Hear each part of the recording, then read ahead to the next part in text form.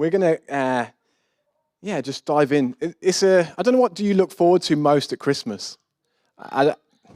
Is it, seeing one another? Is it the food? I do love a good Christmas dinner. The presents, maybe when I was little, definitely the presents. I used to love getting and opening lots of presents. But this year's going to be a bit different, isn't it? This year we're all aware of what's going on and the restrictions, and maybe you're already organising how Christmas is going to look for you and your family, or for the way that you're going to spend Christmas this year. But I want to encourage us in the message and in a mini-series that we're going to dive into today and over the next few weeks, is that something that hasn't changed. And that's the promise of God's presence, that God is with us. And I just want to read just a verse in the story. We read a little bit at the start of the service, but there's a verse in Matthew chapter 1, verses 22 to 23. It just explains Jesus' birth, and amongst the story, it says these words. All this took place to fulfill what the Lord had said through the prophet. The virgin will be with child and will give birth to a son, and they will call him Emmanuel, which means God with us. I want to just spend a few moments this morning encouraging us to remember that God is with us. I think we might hear it a lot, we might know it, but I want us to dwell on it and remind ourselves that wherever we are, God is with us. Whatever plans we have this Christmas, God is with us. He's with us right now in this building. He's with you right now in your homes. And that's something that is so, so special and want us to really take hold of over these next few weeks. But before I go any further, I want to do a little exercise. Are you feeling up for a bit of exercise this morning? Some of you are looking a bit not that excited about that. But it's a faith exercise. I wanted to do a little faith exercise this morning. And really, and maybe you can do this throughout the week or at other points, but I want to start this morning by reading 5 Bible verses together. And I want us to, I don't know if you're even allowed to, don't shout them out, but maybe just speak them where you are. But if you're watching online, to say them out loud and just to really take hold of them. And they'll be on the screen as well, so you'll be able to read them. The first is Joshua 1, verse 9. So I'll read it, and maybe you can just read as we go. Have I not commanded you? Be strong and courageous. Do not be frightened, and do not be dismayed. For the Lord your God is with you wherever you go. Okay, let's have the next one. Isaiah 41:10. Fear not, for I am with you. Do not be dismayed, for I am your God. I will strengthen you. I will help you. I will uphold you with my righteous right hand.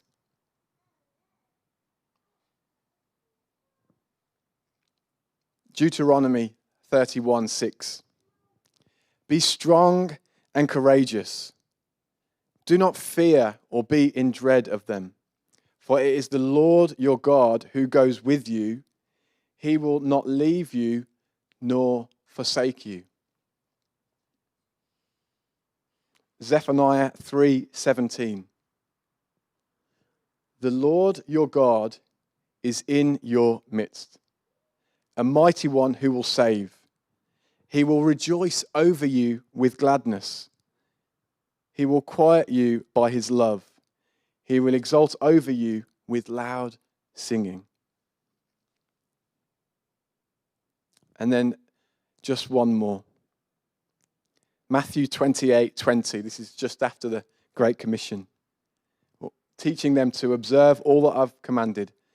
And behold, I am with you always, to the end of the age.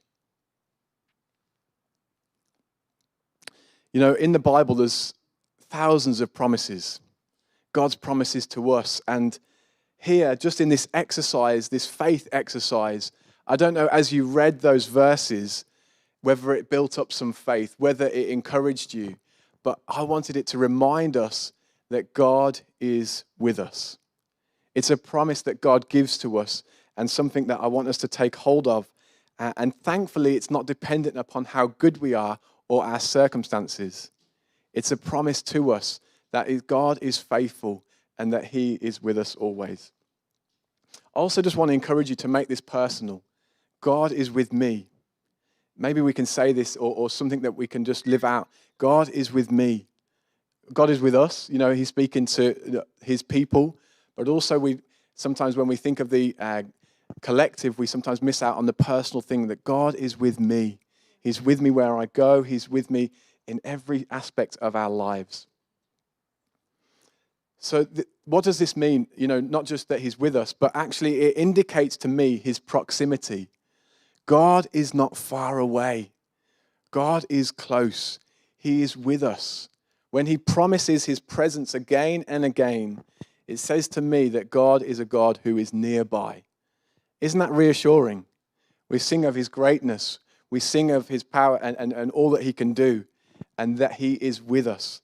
That is just so reassuring. You know, when we think of our loved ones, when we think of Christmas time and seeing friends and family, it's about being close, isn't it? And I know this year, I think we're organizing a family Zoom call. It won't quite be the same. But actually, God's presence is not limited and restricted in the same way that we are at this time. And actually, he is with us in and through everything that happens. He's with us at home. He's with us when we go to school. He's with us when we go to work. He's with us when we're in the car, at the park, in the shops. I think sometimes at church, yeah, it makes sense God's at church. On a Sunday, it makes sense God's with us on a Sunday. But there's maybe times where we can forget or take for granted. And actually, I want to just remind us this promise at Christmas time, the promise, throughout all of the scriptures, but we're reminded here, he will be called Emmanuel, God with us. Where you spend your time, there God is with you. Wherever you spend your time, God is there with you. It says in Psalm 139, verses 7 to 10, that where can I go from your spirit? Where can I flee from your presence? If I go up to the heavens, you are there. If I make my bed in the depths, you are there. If I rise on the wings of the dawn, if I settle on the side of the sea, even there, your hand will guide me. Your right hand will hold me fast. It's such a great promise for us to remember that he is with us. But not only does it indicate that he's close, I love it when, your friends and your family are close and that God is always close. But it also emphasizes his availability. When it's something is written in the Bible, I think it's important. We need to take note, don't we? But if it's a repeated theme again and again and again, I think, why is that the case? And I feel that it's maybe something that's being emphasized to a greater degree, and that is his availability. Yesterday, I think it was yesterday or Friday maybe, I tried FaceTiming my dad. He won't mind me saying, and I couldn't get through, and it was unavailable. And I was a bit disappointed, a bit sad, and moments later, he called back, and was able to catch up and talk things through. But I don't know about you, sometimes even when you call people, you can't always get hold of them, and they're not always available. And I don't know how if you find this, but when you try calling somebody, like an organization, they put you on hold. Have you ever been put on hold and you get passed from pillar to post and it's so frustrating? I want to say to you that God is never on hold. God is always available. And that actually when we call to him, he hears us, he listens to us, and he speaks to us. I think sometimes we don't always hear what we want to hear, or sometimes he tells us to wait in a different sense. That's important. Part of knowing God is that we don't always get what we want, but actually he is always there. He is always with us, and he is helping us through. So he's with us in the morning. I don't know if you're a morning person. When you have your devotions, I think those that see me at the early prayer meeting on a Wednesday, I need the matchsticks to keep my eyes open. But I think God is with us when we wake. He's with us throughout the day, our meal times, and when we're out and about. and he's with us when we go to sleep. He's with us even through the night. These might seem simple truths to us today, but I think this is so key for us in our Christian lives, in our everyday life, that we are aware that he is with us. I can sometimes forget in the busyness of life, the activities here, there, everywhere. There's always more to do, isn't there? There's always something else we could be doing. God is with us. He is with us in those moments. Just on that, what I said about when we can't always feel his presence, when we can't always see him working, I just want to read a quote from a lady called Corrie ten Boom. She was a Dutch lady during World War II, the Holocaust. She was helping people hide from what was Nazi Germany and the terrible things that were happening there. She was a bit of a hero, really, and she's written some stuff as well. And one thing she said, actually, was when a train goes through a tunnel, it gets dark. You don't throw away the ticket and jump off. You sit still and trust the engineer. Sometimes when we don't always hear God or see God, God is still with us. God hasn't abandoned us. Never will I leave you nor forsake you. That was one of the promises we read at the start. I want to encourage you, if you're having a tough time, if you struggle to feel God's presence in the way others might express, don't worry in that, but just keep trusting God. I pray, even as we prayed earlier, that God will bring you through that and that he will help you in those storms and in those challenges. God is close to the brokenhearted. He helps us in our times of need and loves it, or loves us in those moments. He loves us all the time, but actually don't stop believing and keep trusting in him in that testing time. So he's accessible, he's available, he's close at hand, which is so assuring. But what does this mean for us? How do we respond, or how do we react? Well, I want to say just this, is that his presence instills peace in our lives, but it also inspires courage. Jesus himself is the Prince of Peace, we read in Isaiah. And that he gives us peace. It says in John 14, peace I leave you, my peace I give to you. When we know he's with us, it's reassuring, isn't it?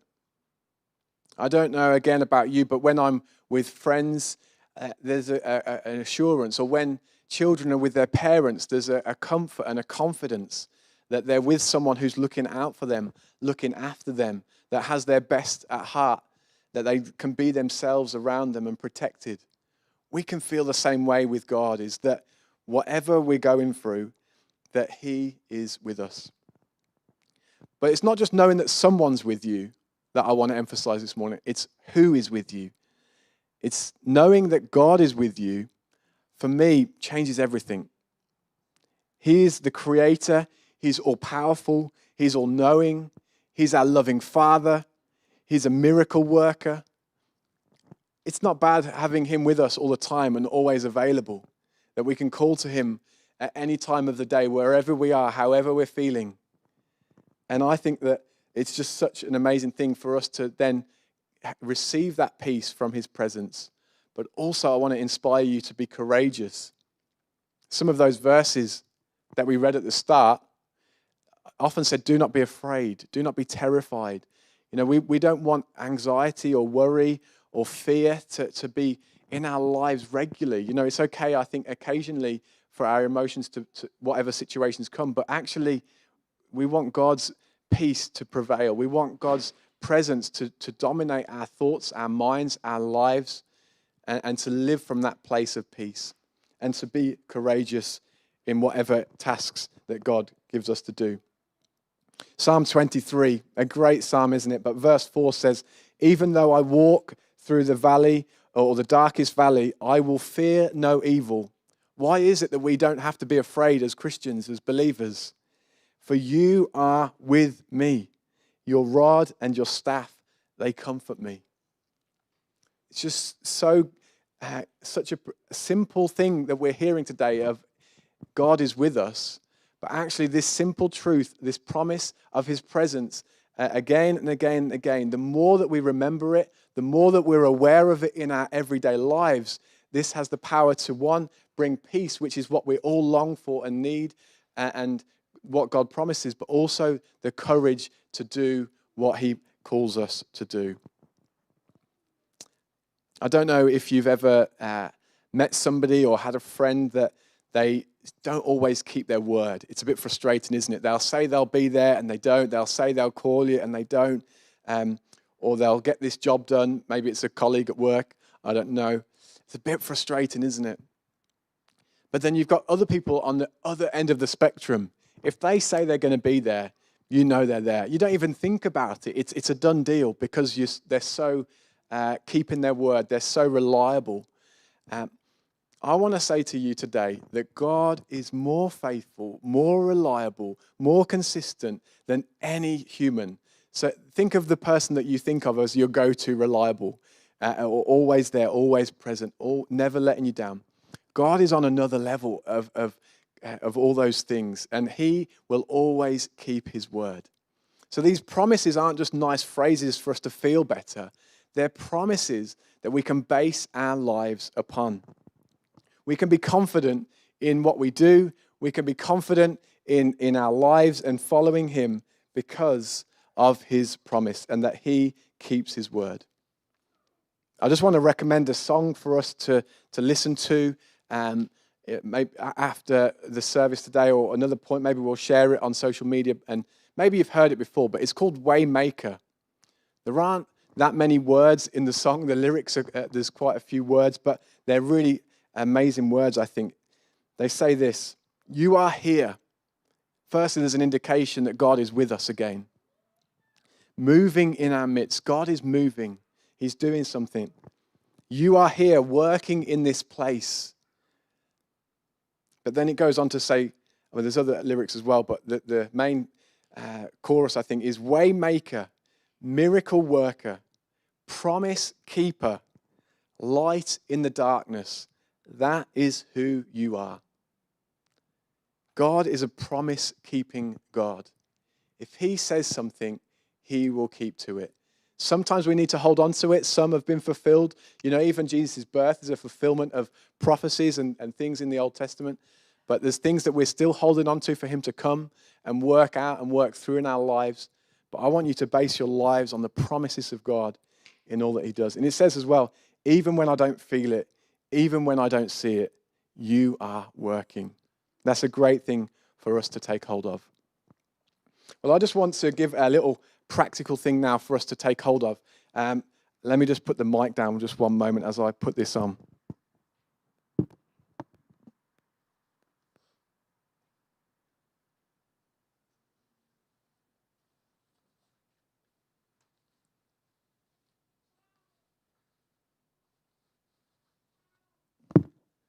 So some of you are thinking, why on earth, in the middle of a sermon, are you putting on a posture corrector? This is something for people, if you have a bad back, you know, or if you have bad aches and pains in your back, then people would encourage you maybe to get this to help correct your posture. Whether you slouch at your desk or you just have bad pain in whatever way that it comes about.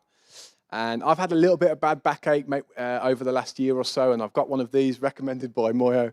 But actually, what I wanted to say is, I think sometimes when we have these pains and these aches, that they're a little bit like our worries in our life.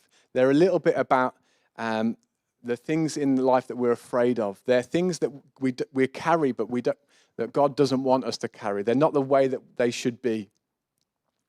And I want to say to you in this, maybe a daft illustration, but this posture corrector is like the promises of God.